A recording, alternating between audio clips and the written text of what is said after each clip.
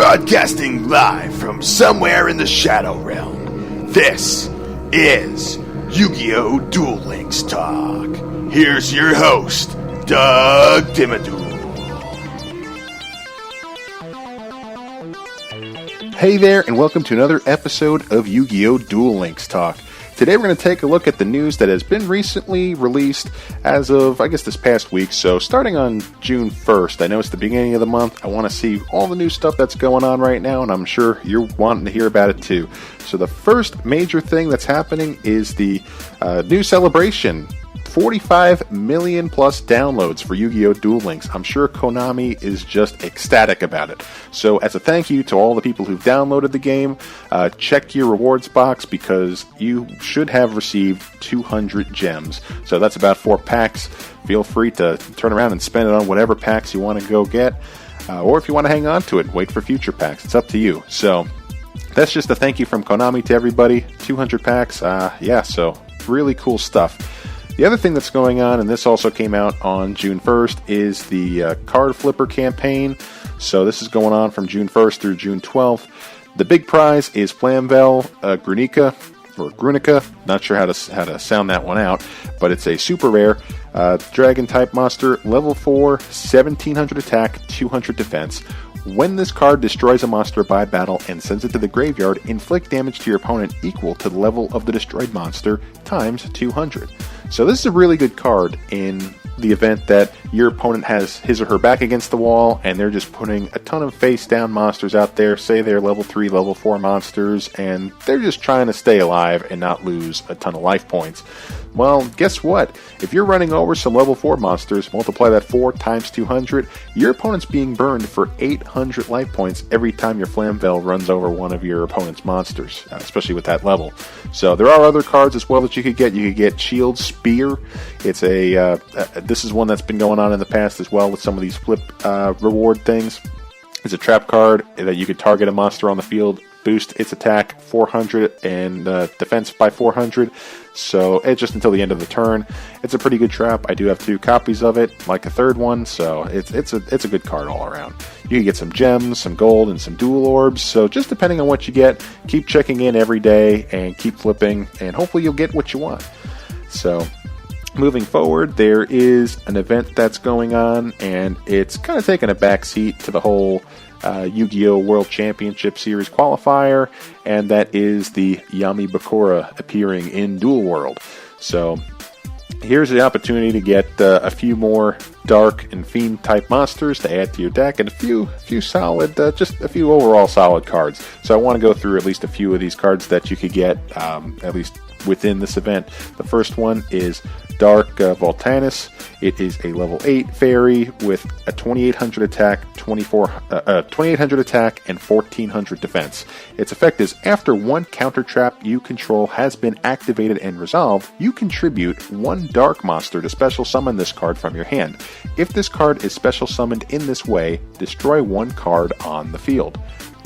So this is an excellent card, not just for the fact that it only would require 1 tribute to get it on the field, given your one of your counter traps, which, some of us are running trap heavy decks and counter traps are more likely than that, but it also allows you the opportunity to destroy another card on the field.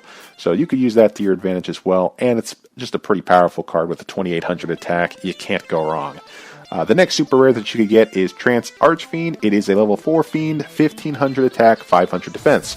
Once per turn, you can discard 1 fiend type monster, and if you do, this card gains 500 attack until the end of this turn. When this card you control is destroyed and sent to your graveyard, you can target one of your banished dark monsters and add that target to your hand.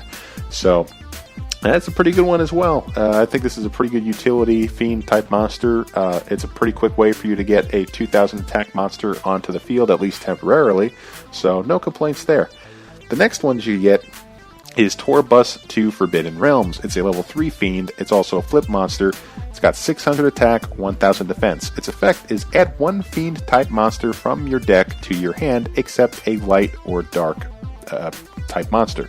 So it depends on what type of combos you're trying to run, but this could be an excellent searcher to have to your fiend deck.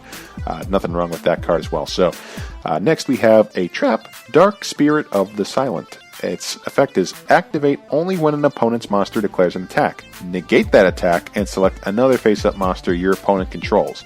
That monster attacks instead. If it is in face-up defense position, change it to attack position. So that's a really good trap card as well, not just in the negate capacity, but you're deciding who's going to attack your monsters. So if there's a mismatch that you'd prefer to see, then you can make it happen with that trap as well.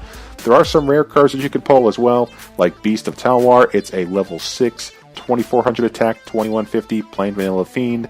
There's also Torbus from the Underworld, which is a level 3 fiend with 1000 attack and 1000 defense. When this card is sent to the graveyard, target one monster in either player's graveyard except Torbus from the Underworld and shuffle that target into the deck. So, overall, this event has quite a few good cards that you can pull if you're going up against Yami Bakura and you're pulling some of those platinum-looking packs. So hopefully you get some good super rares and you get what you're looking for.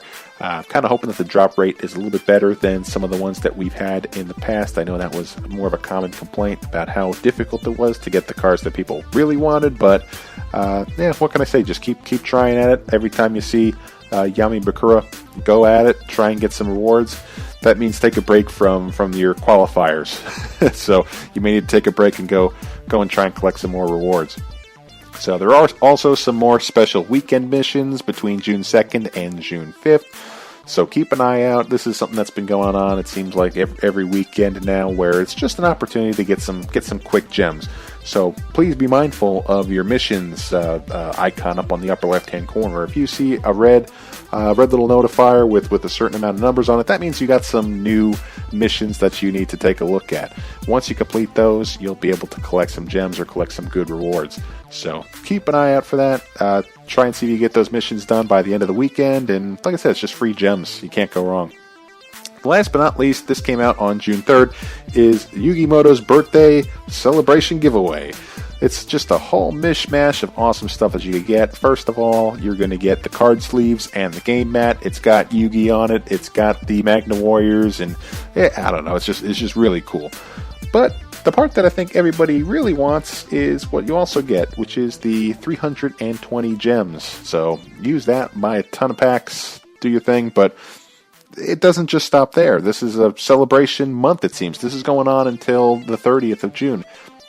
What you get to do is every day you log in, you get 64 additional gems, at least through June 8th from what I'm seeing here in the at least in the notification. So keep logging in, and overall you should be getting a total of 640 gems by the end of your collection of your daily gems as well. So yeah, this is a pretty good celebration. Happy birthday, Yugi. Good for you. Hopefully these will also allow you to fortify your decks for the World Championship qualifiers, which I hope everybody is performing well. Let me know how you're doing, what you like, what you don't like. I know I've been seeing a lot of the Harpies hunting ground types of decks. I've been seeing a lot of 3-star demotion decks with the Paradox Brothers. So there's just a ton of good decks out there. A lot of them are very difficult to go up against, and some of them are complete mismatches, and some of them work out pretty well, depending on what you're playing. So let me know what you're doing. Let me know what you guys, how you guys are performing, how you guys are liking this event so far, and feel free to reach out on Twitter at YuGiOh Deck Talk. It's all one word, at YuGiOh Deck Talk. So with that, that's it for today's episode. Thanks again for tuning in, and we'll see you next time. Take care.